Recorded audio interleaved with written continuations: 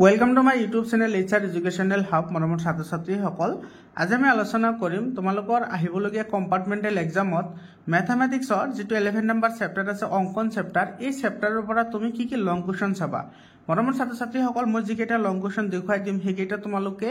মানে আহিব বুলি ধৰি ল'ব পাৰা কাৰণ এইটো চেপ্টাৰৰ পৰা মাত্ৰ এটা অংক আহিব আৰু এটা এমসিকিউ আহিব এমসিকিউ 1 মাৰ্কৰ এটা এমসিকিউ আহিব আৰু 4 মাৰ্কৰ এটা অংক আহিব টোটাল 5 মাৰ্ক আহিব তোমালোকে ইয়াৰ আগতে যেটো 3 নম্বৰ চেপ্টাৰ আছে 7 নম্বৰ আছে হেতু চেপ্টাৰত তোমালোকে যদি ভিডিও চোৱা নাই তোমালোকে ভিডিও চাই লবা তাৰ পিছত চেপ্টাৰ 1 2 হে গুটেকেটা চেপ্টাৰৰে মই 100% তোমালোকক এনালাইসিস কৰি দিছো তোমালোকে হেখিনি প্ৰেক্টিস কৰা ডেফিনেটলি তোমালোকে ম্যাথমেটিক্সত লেটাৰ মাৰ্ক পাবা ঠিক আছে তো ইয়াতে চোৱা এই অংকন চেপ্টাৰৰ পৰা প্ৰথমতে তুমি চোৱা ইয়াতে এই চেপ্টাৰৰ পৰা যে 5 মাৰ্ক যেটো আহিব 1 মাৰ্কৰ যেটো এমসিকিউ আহে হে এমসিকিউটো আহে কৰবৰা হে এমসিকিউটো ইয়াতে চোৱা যিবোৰ অংকনৰ পৰ্যায় আছে হে অংকনৰ পৰ্যায়ৰ যেটো ক্ৰম আছে হে ক্ৰমৰ ওপৰত আহে মানে তুমি কোনটো কেতিয়া আগতে কানেক্ট কৰিব লাগিব কোনটো পিছত কানেক্ট কৰিব লাগিব হেতুৰ ওপৰত এমসিকিউ হয় তাৰ পিছত আৰু এটা এমসিকিউ হয় হেতু হৈছে তোমাৰ স্কেল ফ্যাক্টৰ ওলাবলৈ দিয়ে স্কেল ফ্যাক্টৰ তুমি কেনেকৈ উলিয়াবা হেতু বিষয়ে অলৰেডি মই এমসিকিউ আলোচনা কৰিছো তোমালোকে এমসিকিউত গৈ হেতু চাই লবা প্লেলিষ্টত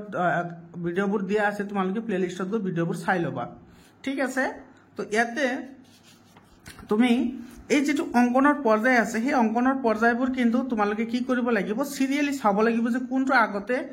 কোনটো স্টেপ আগতে আহিব আৰু কোনটো স্টেপ পিছত আহিব নহলে এমসিকিউ আহিলে তোমালোকে এতে ভুল হ'ব পাৰে ঠিক আছে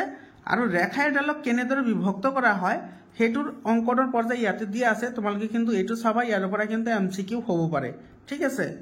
আৰু লং কোৱেশ্চনৰ কাৰণে ইয়াতে চোৱা তোমাৰ এটো एग्जांपल 1 আছে एग्जांपल 1 টু চাবা তোমালোকে এটো অংক কৰাই আছে তুমি কেৱল প্ৰেক্টিস কৰিব লাগে জাস্ট একেবাৰে ইজি হয় আৰু তোমালোকে যদি কৰিব পৰা 5 মাৰ্ক তো 100% পাবা ঠিক আছে এটো 1 নম্বৰ টু চাবা এফালে তোমাৰ এই 2 নম্বৰ টু চাবা 1 আৰু 2 টু চাবা আৰু এফালে চোৱা অনুশীলনী যেটো আছে সেই অনুশীলনীৰ পৰা এটা চোৱা এটো যে 7 নম্বৰ 1 নম্বৰ যেটো কোৱেশ্চন আছে সেই কোৱেশ্চনটো আৰু ইফালে তোমাৰ এই যেটো কোৱেশ্চন আছে হেতু একে হয় 100% সেম হয় মেথড একেবাৰে একে হয় ইয়াৰ পিছত তুমি ইয়াৰ পৰা চাবা কোনটো চাবা ইয়াৰ পৰা মানে 4 নম্বৰ কোৱেশ্চনটো চাবা 4 নম্বৰ কোৱেশ্চনটো তাৰ পিছত তোমাৰ ইয়াতে এটো 3 নম্বৰ কোৱেশ্চনটো চাবা 3 4 আৰু এফালে একটা এংগল যুক্ত এটা চাবা ঠিক আছে যিকোনো এটা এংগল থকা এটা যিকোনো প্ৰেক্টিস কৰিবা ইয়াতে 4 5 আছে 6 আছে আৰু ইয়াতে তোমাৰ 7 আছে তো এংগল থকা যিকোনো মানে এংগুলাৰ হৈতে যিবোৰ তোমাৰ ত্ৰিভুজ অঙ্কন কৰিব লাগে হেবোৰ এটা প্ৰেক্টিস কৰিবা আৰু এফালে তোমাৰ 3 আৰু 4 টো প্ৰেক্টিস কৰিবা তোমালোকে 4টা 5টা অঙ্ক যদি প্ৰেক্টিস কৰা তোমালোকে 100% 5 মাৰ্ক পাবা গতিকে তোমালোকে এলা নকৰি আজিয়ে প্ৰেক্টিস কৰা কাৰণ তোমালোকৰ ইবোৰৰ পৰা কিন্তু 100% কোৱেশ্চন কমন আহিব এংগুলাৰ এটা প্ৰেক্টিস কৰিবা লগতে তোমাৰ ইয়াতে 3 4 এই দুটা প্ৰেক্টিস কৰিবা তোমালোকৰ হৈ যাব আৰু ইফালে एग्जांपलৰ দুটা আছে